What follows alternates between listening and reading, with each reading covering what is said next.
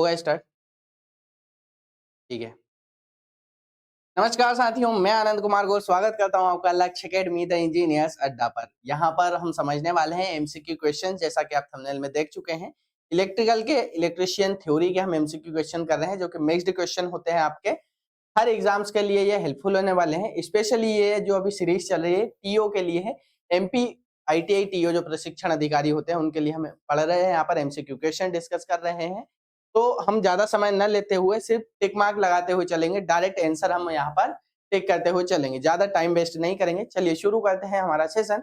उससे पहले जान लीजिए, यदि आप थ्योरी नोट्स परचेस करना चाहते हैं तो हमारा जो थ्योरी नोट्स है वो पूरे एप्लीकेशन पर डले हुए हैं, आप इन्हें परचेस कर सकते हैं। हमारा एप्लीकेशन है लक्ष्य एकेडमी टीए, जो कि प्ले स्टोर पर आपको मिल जाएगा। डिस्क्रिप्शन में उसकी लिंक मिल जाएगी, आप वहां से भी डायरेक्ट जा सकते हैं प्ले स्टोर पर, और पिन बॉक्स में कमेंट में आपको मिल जाएगा। इसका जो प्राइसिंग रखा हुआ है वो अभी के लिए फिलहाल के लिए 199 है। हो सकता है भविष्य में इसकी प्राइसिंग बढ़ जाए। इसमें पूरे हैंड रिटन नोट्स बनाए गए हैं जो मेरे द्वारा बनाए गए हैं, तो आप अगर चाहें तो आप इन्हें परचेस कर सकते हैं। चलिए शुरू करते हैं हमारा सेशन आज का।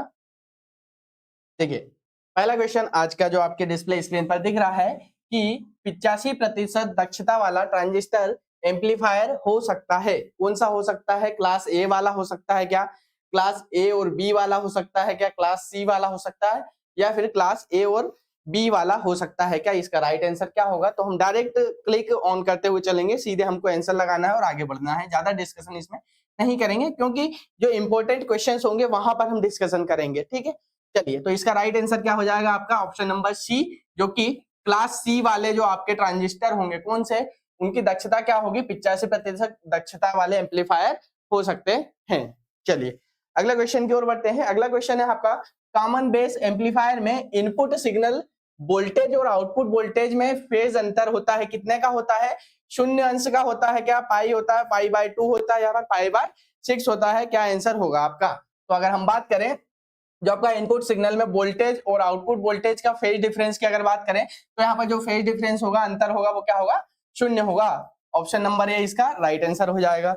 चलिए अगले क्वेश्चन की ओर बढ़ते हैं। अगला क्वेश्चन क्या है आपके डिस्प्ले स्क्रीन पर दिख रहा है, इन्वर्टर सर्किट विशेष रूप से तैयार किया जाता है खालिस्तान को बदलने के लिए, खालिस्तान में बदलने के लिए, एसी वोल्टेज से डीसी वोल्टेज बनाने के लिए, डीसी वोल्टेज से एसी वोल्टेज बनाने के लिए, चर डीसी वोल्टेज से नियत डीसी वोल्टेज बनाने के लिए। ये चर है नहीं, ये चल है ना, चल डीसी, चल डीसी वोल्टेज से चल डीसी वोल्टेज बनाने के लिए। क्या होगा राइट आंसर? आपको बताना है। तो हम अगर बात करें, हम इन्वर्टर सर्किट की बात कर रहे हैं, तो इन्वर्टर क्या करता है आपका? आपके घरों में लगा हुआ होता है। ये क्या करता है आपका?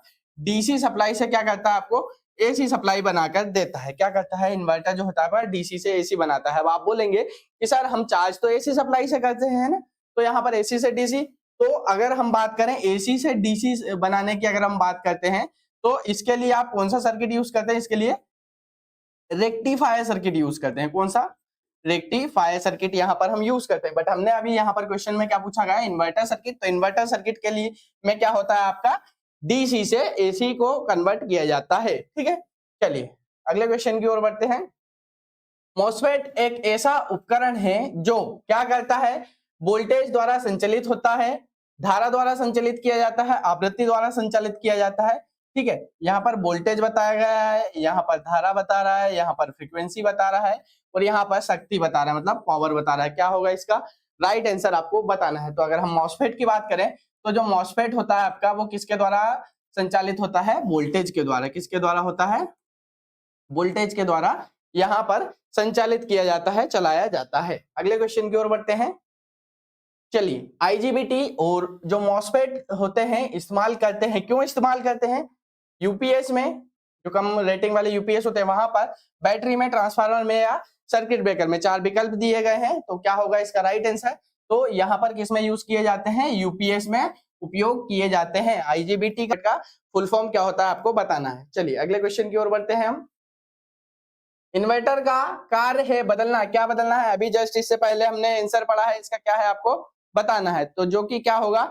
डीसी से एसी में बदलना। क्या होगा इसका right answer? Option number C इसका राइट आंसर हो जाएगा, जो कि क्या करेगा? डीसी से जो डायरेक्ट करंट होती है उससे क्या बदलेगा? एसी में बदलेगा। मतलब जो दिष्ट धारा होती है आपकी, है ना, दिष्ट धारा को किस में परिवर्तित करेगा? ये प्रत्यावर्ती धारा में, ठीक है, इसमें परिवर्तित करेगा प्रत्यावर्ती धारा में।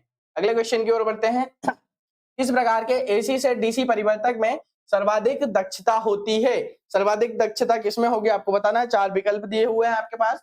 मोटर जनित्र से क्षेत्र जो सेट होता है उसमें होगी क्या, रोटरी परिवर्तक में होगी क्या, मरकरी आर्क दिष्टकारी में होगी, या फिर सॉलिड स्टेट जो दिष्टकारी होगी उसमें होगी। ठीक है, तो जो मोटर जनित क्षेत्र होगा और रोटरी जो हमारे परिवर्तक होंगे इनमें क्या होगा, इसमें कोई भी मूविंग पार्ट होता है। क्या होता है, मूविंग पार्ट होता है, और जहां पर मूविंग पार्ट होगा वहां पर जो दक्षता होगी वो बेसिक क्या हो जाती है, यहाँ पर कम हो जाती है ना। तो ये दोनों आंसर तो आपके हो ही नहीं सकते।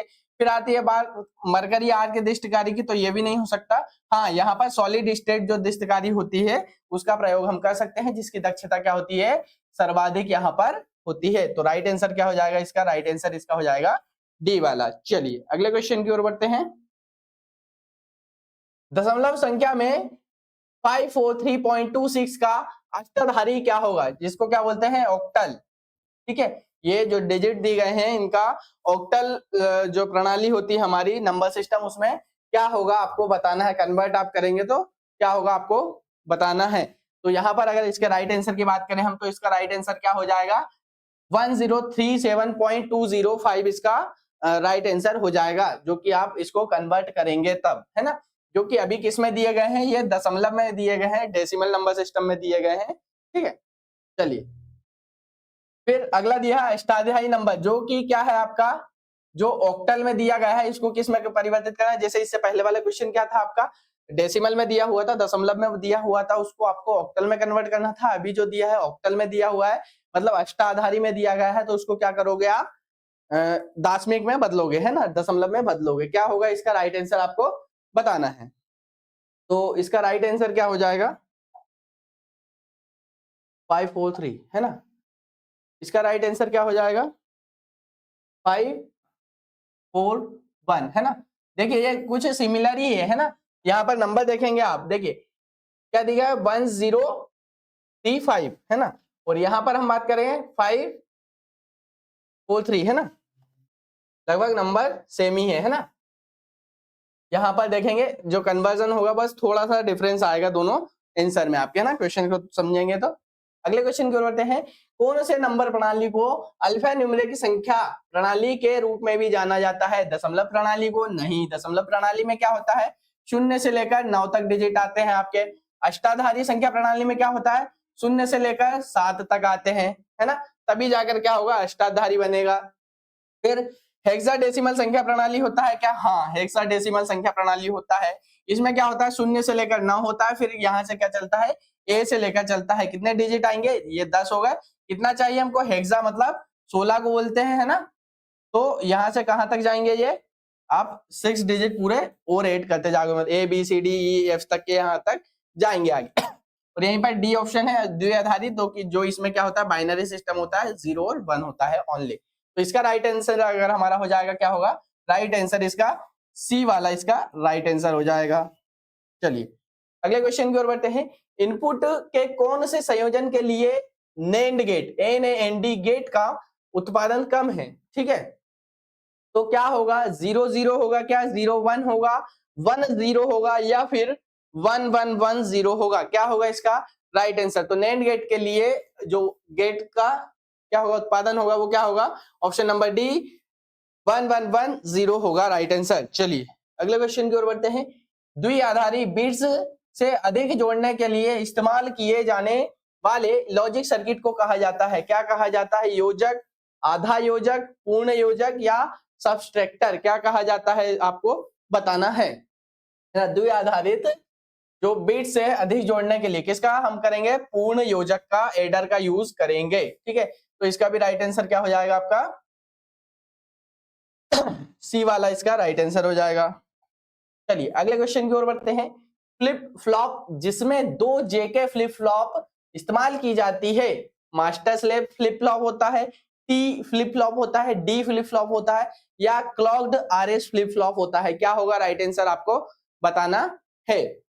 तो जिसमें किसका जेके फ्लिप फ्लॉप सर्किट उपयोग किए जाते हैं, 2 जेके, तो इसका राइट आंसर क्या हो जाएगा, मास्टर स्लेव फ्लिप फ्लॉप। क्या होगा, मास्टर स्लेव फ्लिप फ्लॉप। इसका राइट आंसर क्या हो जाएगा आपका, ए वाला इसका राइट आंसर हो जाएगा। चलिए अगले क्वेश्चन की ओर बढ़ते हैं। एक बीट डिजिटल तुलनात्र सर्किट में कौन सा गेट एक समानता डिटेक्टर के रूप में काम करता है? और गेट करता है, नॉर गेट करता है, एंड गेट करता है, एक्स और गेट करता है। ठीक है, तो वन बीट डिजिटल तुलनात्र में समानता डिटेक्टर, तो इसमें राइट आंसर क्या हो जाएगा आपका? डी वाला, जो एक्स और गेट होता है। क्या होता है? एक्स और गेट होगा, वह किसके रूप में कार्य करेगा? आपका समानता डिटेक्टर के रूप में कार्य करने वाला है। चलिए यहाँ पर फिर से मैं आपको बता दूं, आप यदि हैंड रिटन नोट्स परचेस करना चाहते हैं तो हमारा जो हैंड रिटन नोट्स है वो परचेस कर सकते हैं। हमारे एप्लीकेशन पर मिल जाएंगे आपको, लक्ष्य एकेडमी द इंजीनियर्स अड्डा, जो प्ले स्टोर पर अवेलेबल है। चलिए आगे बढ़ते हैं। कौन सा कथन फ्लिप फ्लॉप सर्किट के लिए सत्य है? फ्लिप फ्लॉप एक संयोजन लॉजिक सर्किट है। फ्लिप फ्लॉप सर्किट में फीडबैक इस्तेमाल नहीं किया जाता है। आउटपुट केवल बाहर से दिए गए इनपुट पर निर्भर है। फ्लिप फ्लॉप एक अनुक्रमिक लॉजिक सर्किट है। क्या होगा इसका राइट आंसर? आपको बताना है। तो हम इसका राइट आंसर की अगर बात करें तो डी इसका राइट आंसर हो जाएगा, जो कि फ्लिप फ्लॉप एक अनुक्रमिक लॉजिक सर्किट होता है। क्या होता है? एक अनुक्रमिक लॉजिक सर्किट होता है। चलिए बुलियन बीजगणित में ए प्लस बी क्या होता है आपको बताना है। ठीक है, बुलियन जो सर्किट होता है उसमें क्या होगा? ए प्लस बी जो दिया हुआ है उसकी वैल्यू क्या होगी? ए इंटू बी होगी, है ना? क्या होगी? A into B. Option number B इसका क्या हो जाएगा? राइट आंसर हो जाएगा। अगले क्वेश्चन की ओर बढ़ते हैं। द्विआधारी, चलिए द्विआधारी मतलब जो बाइनरी सिस्टम होता है उसमें 10111 का दशमलव मान क्या होगा आपको यहाँ पर बताना है। ठीक है, ये क्या है? बाइनरी से आपको डेसिमल में कन्वर्ट करना है। क्या होगा? 27, 19, 23 या 21। तो क्या होगा इसका राइट आंसर? आप इसको कन्वर्ट करेंगे तो राइट आंसर आपका इसका हो जाएगा 23, जो कि ऑप्शन नंबर आपका सी में दिया गया है। चलिए आगे बढ़ते हैं। पैरिटी बीट जांच, पैरिटी बीट जांच खालिस्तान में प्रयुक्त होता है किसमें? वन बीट त्रुटि का पता लगाने के लिए, एक बीट त्रुटि को सुधारने के लिए, एक बीट त्रुटि पता लगाने और सुधारने के लिए, या फिर दो बीट त्रुटि सुधारने के लिए। क्या होगा राइट आंसर? आपको बताना है। ठीक है, तो पैरिटी बीट की जांच की अगर हम बात करें तो किसके लिए होता है? जो वन बीट की अगर त्रुटि होती है तो उसको पता लगाने के लिए, डिटेक्ट करने के लिए हम उपयोग में लाते हैं। किसकी? कौन सी? पैरिटी बीट का प्रयोग करते हैं। चलिए अगले क्वेश्चन की ओर बात करते हैं। किसी केबल की सामान्य धारा क्षमता 16 एम्पियर है। यदि धारा समृद्ध अतिरिक्त क्षरण क्लोज एक्सेस प्रोटेक्शन के लिए रक्षित है तो केबल की धारा क्षमता क्या होगी? आपको बताना है। 12 एम्पियर होगी, 13 एम्पियर होगी, 16 एम्पियर या फिर 20 एम्पियर होगी। तो यहाँ पर कितनी होगी इसकी? 20 एम्पियर धारा होने वाली है। ठीक है, चलिए अगले क्वेश्चन की ओर बढ़ते हैं हम। जहां निम्न धारा परिपथ के लिए निर्धारित दूरी के भीतर जोड़ों को सरकाना है, वहां उपयुक्त जोड़ है कौन सा है? एरियल जोड़ है क्या? नॉटेड जोड़ है क्या? डुप्लेक्स क्रॉस टेप जोड़ है क्या? या डबल क्रॉस टेप जोड़ है क्या? बताएंगे। तो यहाँ पर हम किसका उपयोग करेंगे? एरियल जोड़ का प्रयोग करेंगे। ऑप्शन नंबर ए क्या होगा इसका राइट आंसर हो जाएगा। अगले क्वेश्चन की ओर बढ़ते हैं। चलिए क्वेश्चन पढ़िए, बहुत भारी भरकम क्वेश्चन दिख रहा है ना? तब तक मैं पानी पी लेता हूं।